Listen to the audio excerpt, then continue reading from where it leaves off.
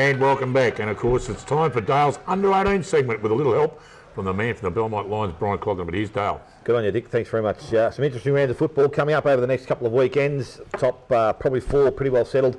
Fifth spot still up for grabs, as it is in the senior grade, Dick. So let's hope Bannockburn can hang on to it. But East Geelong hot on our hammer, and we need to keep winning. But on Saturday we had a defeat. Inverleigh, too good, 9-9-63. Defeated Bannockburn 8-8-56. Perrott with 3. Muir and Lake Carroll with 2. Better players Ford, Viles and Perrott. And for Bannockburn, Chamberlain, T. Warple and Dillon with 2. They're better players Walls, Tully and Nick Stone-Husson. North Geelong defeated East Geelong 10-15-75, Dick. 5-6-36, 8 goal winners. That's pretty good, Dick. That is a good win. We expected probably a few more, but as I said, East Geelong... I heard a bloke before saying it wasn't much of a win. But well, as I said, I suppose the expectations with this side who haven't been defeated for so long, they're going to not play at their best every week, and obviously East Geelong did a pretty good job, so well done to the East Geelong boys. Kingwall got 3 their main goal kickers, and then, goal scorer, 7 other individual goal kickers. D. Riccardi, P. Riccardi and A. Perry, they're better players. And for the East Geelong side, they had 5 individual goal kickers. Turnley, Soldani, Nolan and Featherston were their better players. So, again, that's 5th spot still up for grabs. Werribee defeated Belpost Hill 16-10-106 to 5-10-40. Wilson and Bear both got 3 goals. Mason, Camilleri and Hickey all got 2. Better players Bear, Camilleri and Wilson. And for the home side, Belpost Hill, Martinu got 2 and 3 individual goal kickers. Better players Miller, B. Martinu and Grinter. And Corio, big score this, Dick, 31-19-205 to defeat Winchelsea 2-2. That is 14 there. 2-2-14. Yep.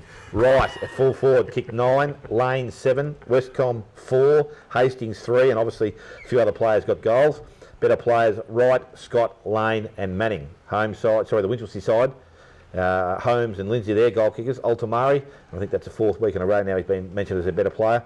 Wilson and Sawney, so that's a pretty good effort from young Altamari. Thought the last score was good. Have a listen to this one, Dick. 33-16-214. The Belmont Lions defeated Thompson 5-4-34. Zach John, full forward, kicked 18 to take his total to 94. You see Cogsy, he's absolutely elated. Have a well, that's Cogsy's prize recruit. Did a bit of work there, Cogsy, he tells me. He's the recruiting guru over at the Else Belmont Lions, so he's done pretty good. If this kid... I know he's only under 18 football and you want these kids to enjoy their football. Yep. If he actually gets serious about his football, could be serious and dangerous. Patterson got 5 and Jubba 2. Going on that, let's make sure you East Belmont people get out there and have a look at this kid play footy on Saturday morning. It'll be a great effort to see him kick his 100 goals. Needs 6.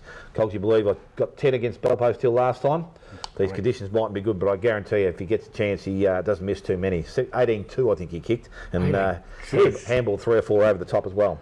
Better players, Jarn obviously, Rink and Armstrong. For the Thompson side, 5 goal kickers, individuals, better players. Anderton, familiar, Gardner, familiar, and Oakley. So some good work there from Thompson also to kick 5 goals. So 38 goals in the game, 38, 20. That's a fair day's work in anyone's language. But as I said, holding up, North Geelong still a side to beat from my point of view. Belmont and Corio good, Inverleigh just behind them. Ourselves and East Geelong chasing the whole group. So some important rounds of games of football this afternoon. Fantastic. Great to see the under-18s creating so much excitement leading into the finals. It certainly will be a very exciting final series, no doubt about that. Well, this afternoon the action all goes up to the Duck Pond. Werribee Centrals, top of the ladder, but by gee, they're looking a little bit feeble at the moment.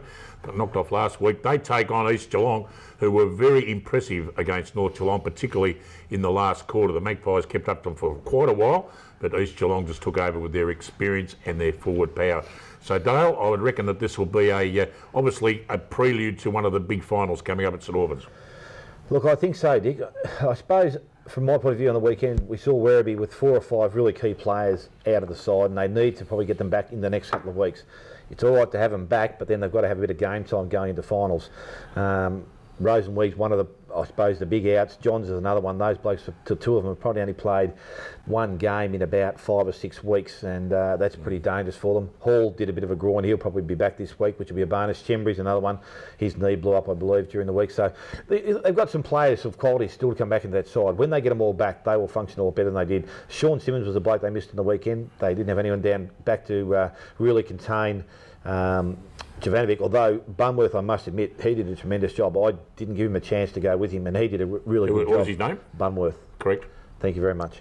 No, he played some good footy. So look, They didn't play at their best. They did a little bit of scoring in the last quarter, but obviously Belpo still by that stage had done all the work. They'd led by 10 or 11 goals. They had 3 or 4 blokes on the bench injured they couldn't bring back.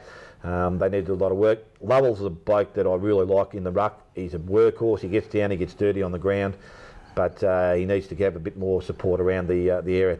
And if they can get those 2 or 3 blokes back, I think they'll come along pretty well. East Geelong are a bit of a, I don't know, they're coming good. They're playing some good footy. I'm just not too sure whether they're going to be a real firm contender this year. And the big fellow at full forward, the coach, mate, he's tempting fate at the moment. He's having regular visits to the tribunal. And it's a pity he wasn't on tonight, because I'd have to ask him. He must have the Nathan Lewis bug, I think, at the moment, because he just seems to get himself in that little bit of trouble week in, week out.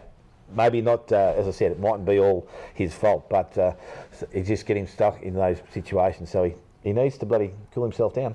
Yeah, I must say, he's a massive man. He's a very intimidating size, and he can fill any position on the ground. And let's face it, I mean, when you're up against some kids, and a lot of clubs have got just kids playing, a man of that size can be pretty intimidating. And let's face it, you know, they definitely need him in the finals. And if he's in there and he's at his best form, he will be sensational. If he is silly enough to get rubbed out at some stage, they will miss him dearly. There's no doubt about that. And as I said, he's tempted fate twice now in the last 2 or 3 weeks. So look, as I said, it's probably things that are going, but we just need to make sure that, as I said, a bloke like that, he's the key to, from my point of view, both him and Kloster are the 2 keys. Scrublack will get 6 or create 6 opportunities for his forward, so he needs to be playing footy. Cogsy, what do you reckon, mate? Yeah, I was up at the Duck Pond a couple of weeks ago, Dick, and I thought that the Werribee side looked very well. They're a big side, as Dale said. Lovell is very a strong influence on their side, and I'd suggest Werribee might just get over the line. And not much chance Grubby Cases will be pulling on a jumper just to take after you, Cogsy. That's probably such a good thing, actually. Grubby's better off in the commentary box, which will be this afternoon when that's on 94.7, the Pulse, Werribee Centrals taking on the East Geelong Eagles. It'll be a fantastic game indeed of local footy. We're going to take a break. When we come back, we've got all the other action on this afternoon. Back after this.